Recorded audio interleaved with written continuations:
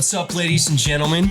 I'm so excited to introduce you to the Framing the Issue Pod, a podcast from the Home Builders Association of Greater Charlotte in collaboration with the Young Professionals Council of the Home Builders Association. We are your hosts, Aaron Kersey and Morgan Smith, and today we will begin our journey on what the world and the market of home building in Charlotte, North Carolina looks like. But before we even start diving into the weeds, I just want to kick it off, introduce ourselves a little bit, and I want Morgan to start off. So Morgan Smith, who the heck are you? Yeah, thank you, Aaron. I appreciate it. I'm super excited for this podcast and what we're doing. I think it's going to be a great product for you guys to really get a feel of what this industry is about.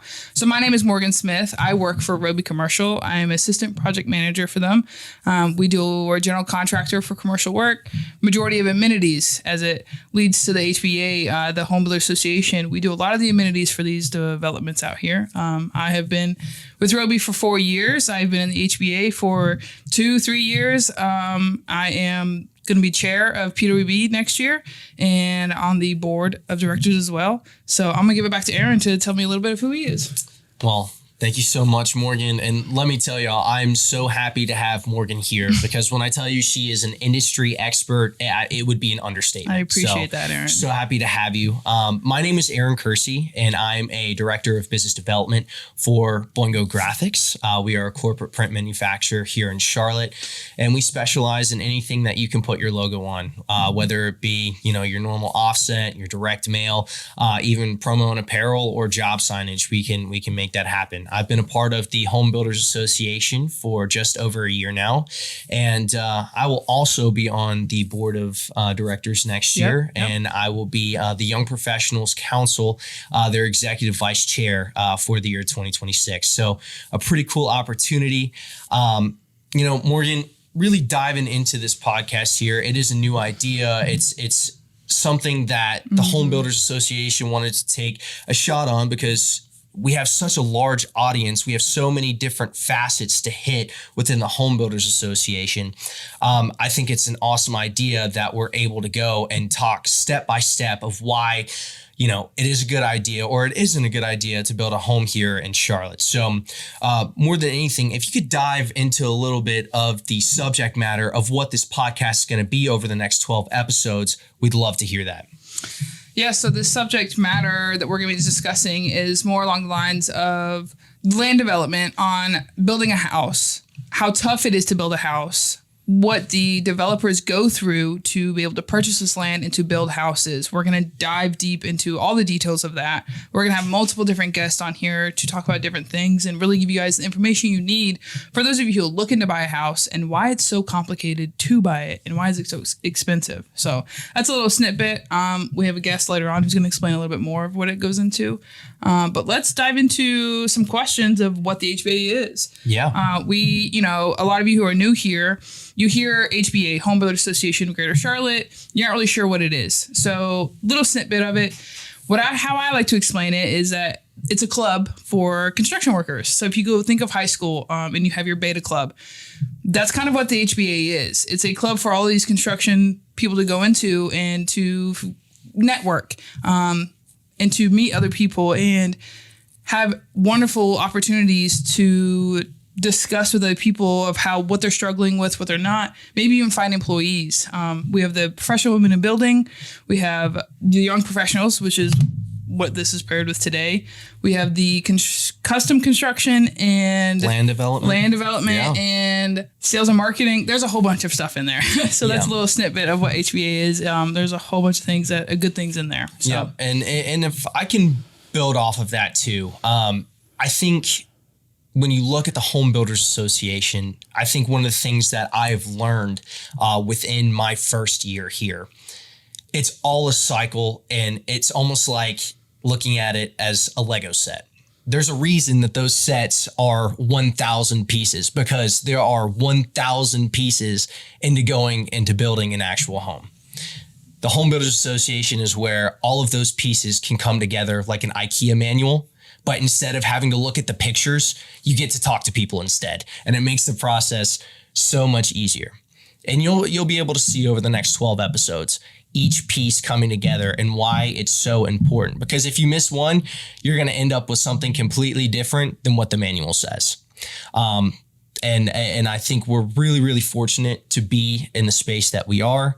I think we're fortunate to know the people that we are and have so many members, because there's 1,800 members on the directory of this. So it's like, if you need anything anywhere on any part of the industry, you're going to find it with the Home Builders Association of Greater Charlotte. Yeah, and everyone's so welcoming too. I mean, absolutely. It's such a welcoming community to be a part of. I don't think I've heard any bad things about it, and why some people join, and they do feel comfortable with coming here and finding someone if they have a question. Like Aaron said, there's so many people, 1,800 people.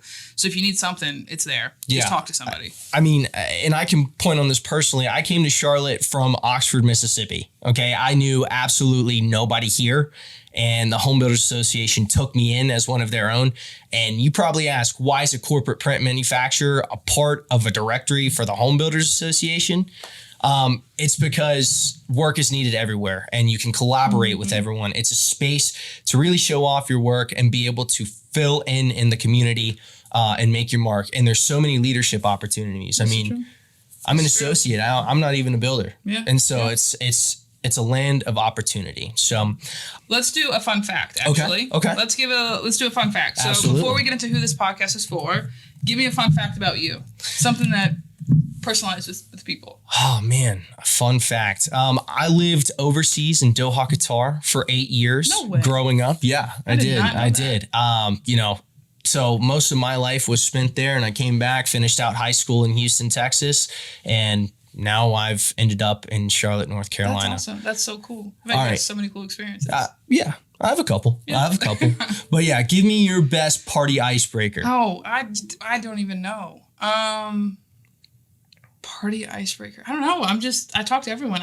That's not a good one. I can't give you that one. Oh, okay. I'm Okay. sorry. Can I go with fun fact though? Yeah, go with the fun Okay. fact. Your funnest fact. I don't know if it's the funnest fact, but the most recent fact, I ran for city council in Bessemer City. Yeah, she did.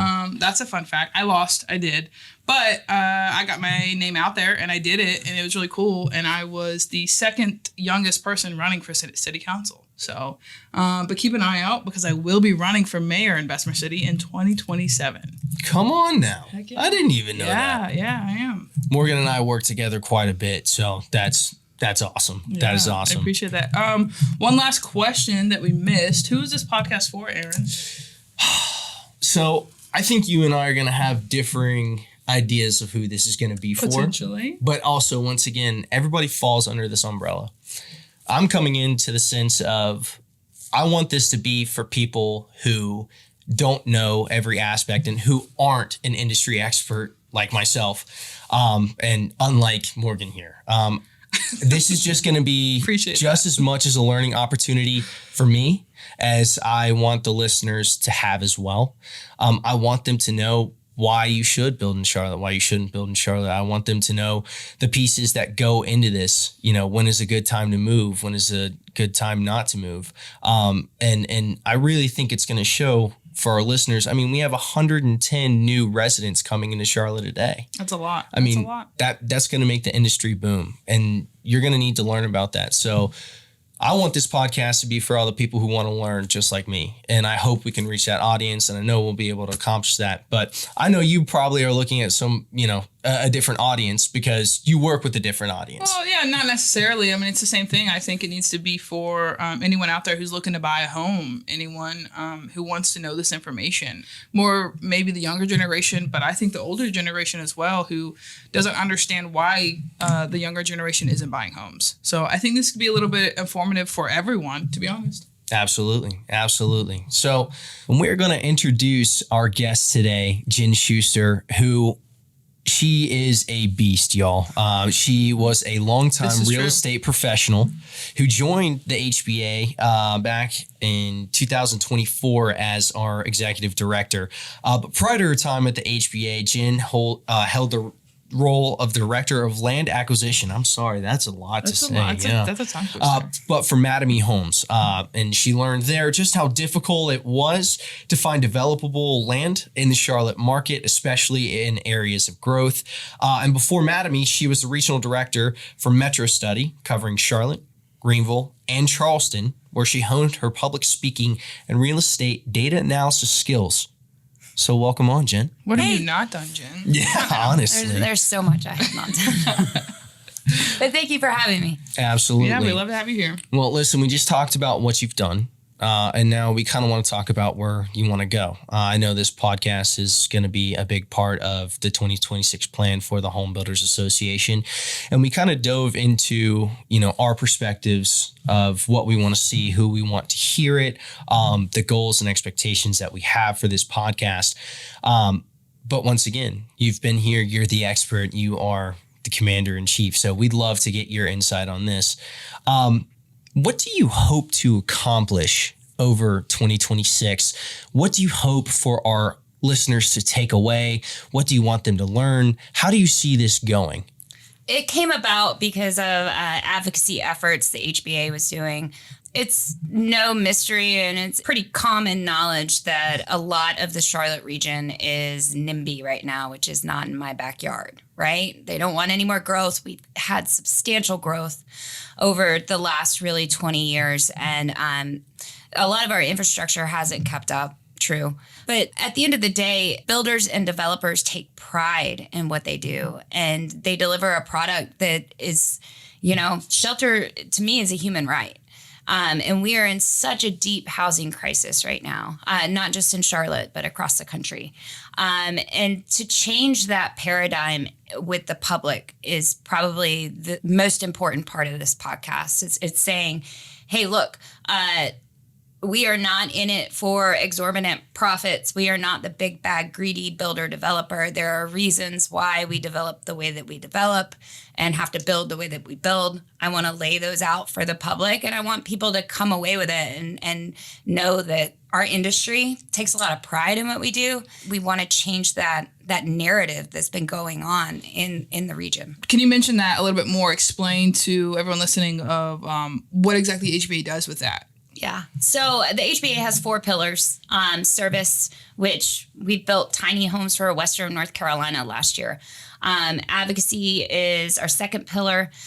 We work in collaboration with the Real Estate Building Industry Coalition, commonly called REBIC, and the North Carolina Home Builders Association to affect change on the legislative levels in local and state politics. And then we have networking, which you guys know all about. We had 55 events this past year.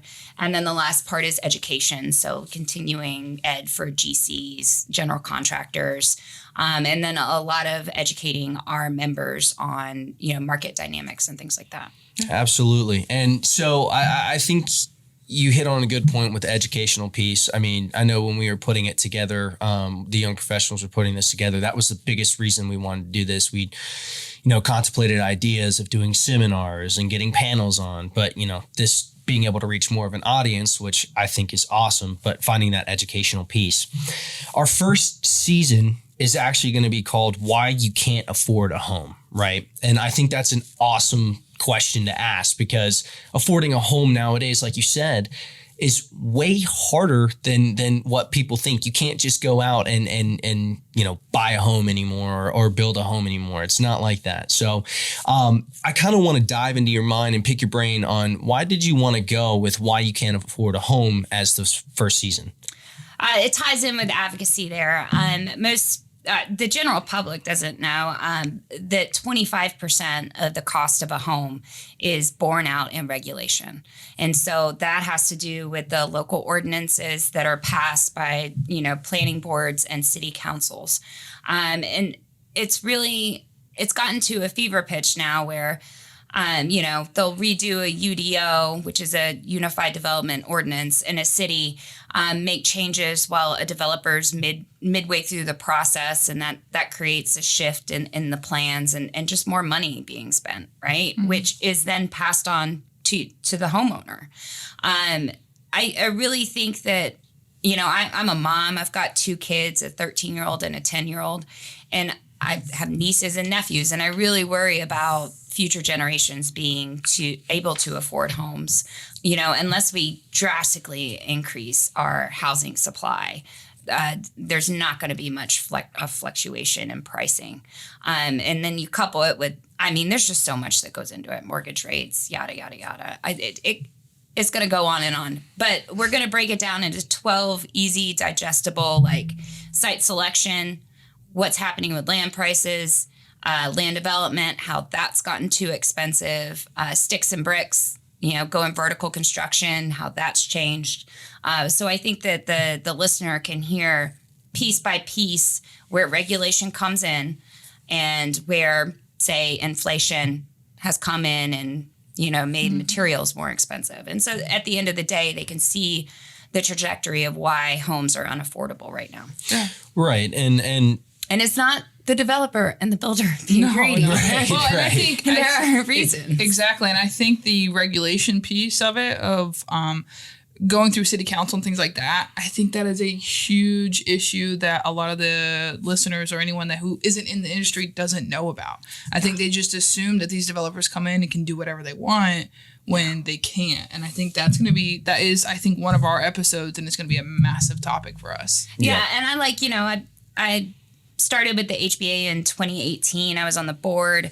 I was supposed to be the president the year that I switched over to be the executive officer. Well, we appreciate you being here as executive, because we love having you as the executive. Well, they've drilled it in forever. me. Housing is so dependent on local politics, but we are not red or blue. We are not left or right. We are pro-H. That's it.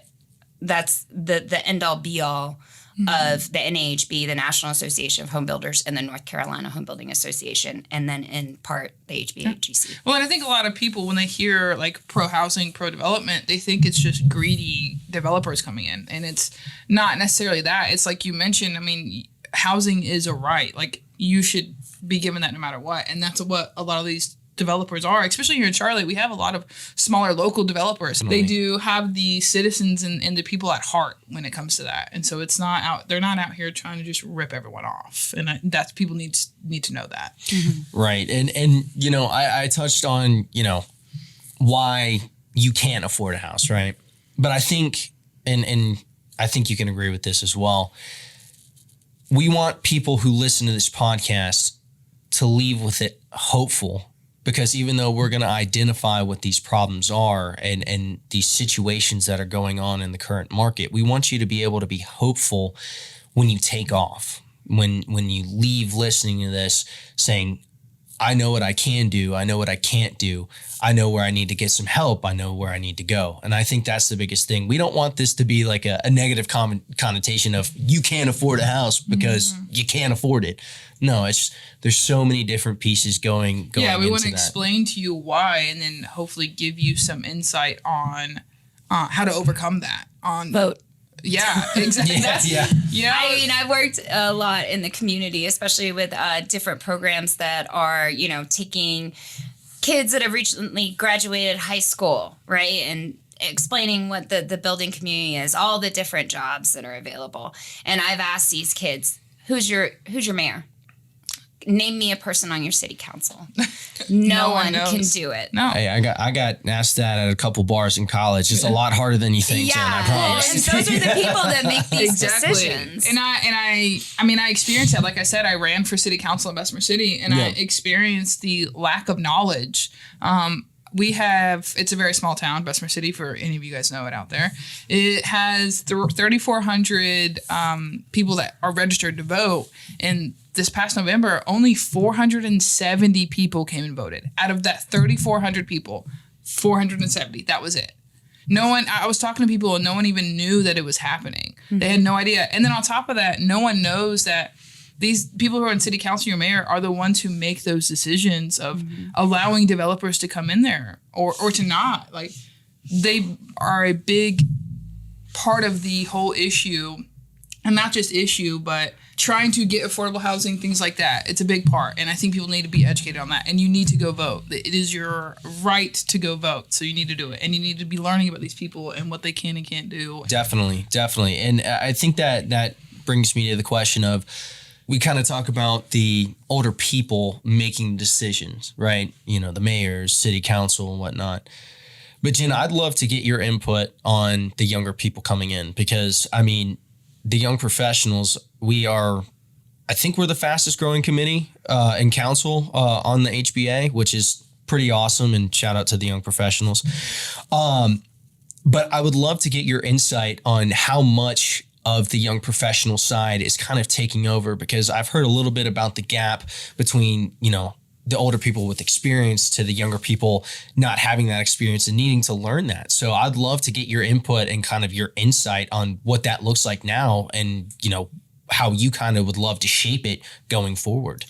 Yeah, I wish there were a manual, you know, like I'm kind of sandwiched in the middle of you guys, right? Like I started at the HBA 10 years ago, and the older generation who are, you know, boomers, for lack of a better word, they started to take us under their wings and teach us all of the different ins and outs of permitting and developing.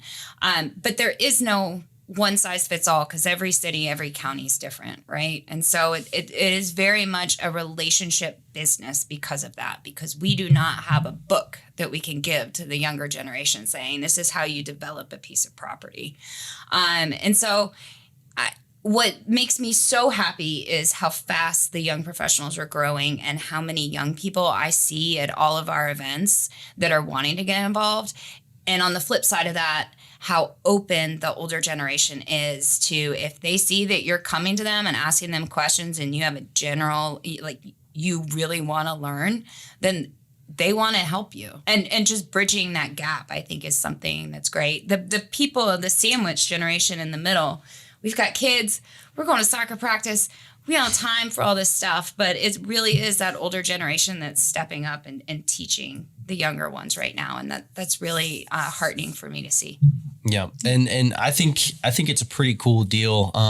You know, I've been going to quite a few land development council events. I've been going to quite a few custom construction council events. And when I tell you I'm learning more and more every week, I genuinely mean it. I mean, I think that's one of the best things about the Home Builders Association is no matter what committee or council you're going to be attending, you're going to be learning something new.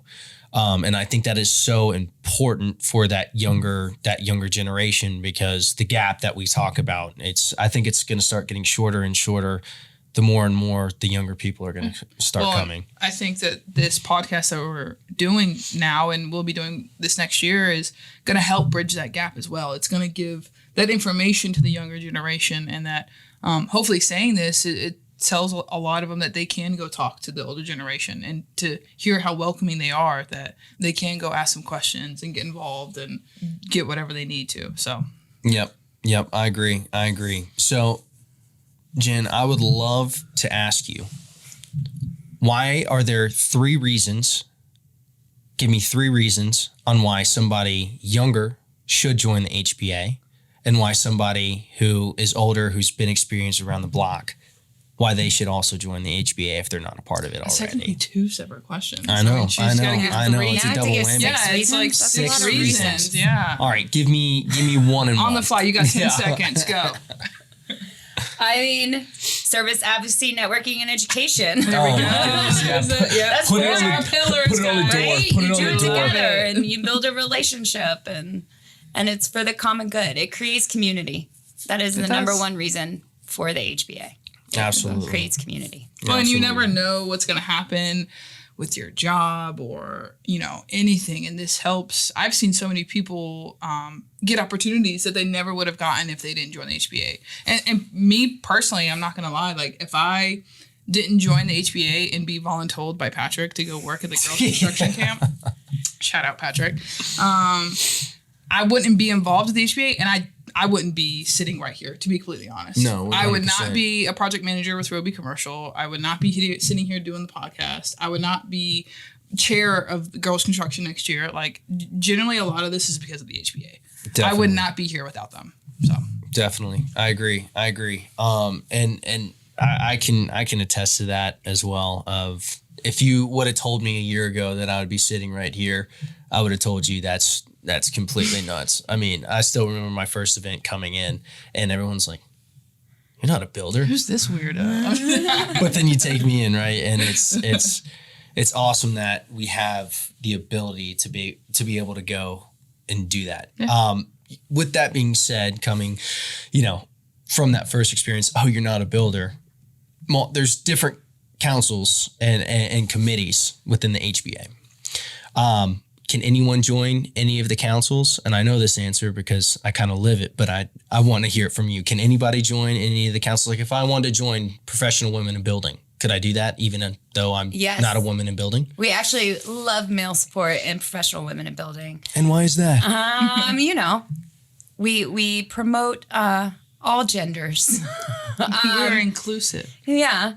So it's open to everyone. And it's, I think it's like 12-step programs or something like that, where it's like, if you work it, it works. I don't know which program that is, but like, it's literally, that's get out of it whatever you put into it. Yeah. And there are people who join and then they don't come to anything and they don't do anything and then they cancel and they're like, well, I didn't get anything out of it. And it's like, well, you didn't put anything into it. Yeah. So, we've all drank the Kool-Aid apparently.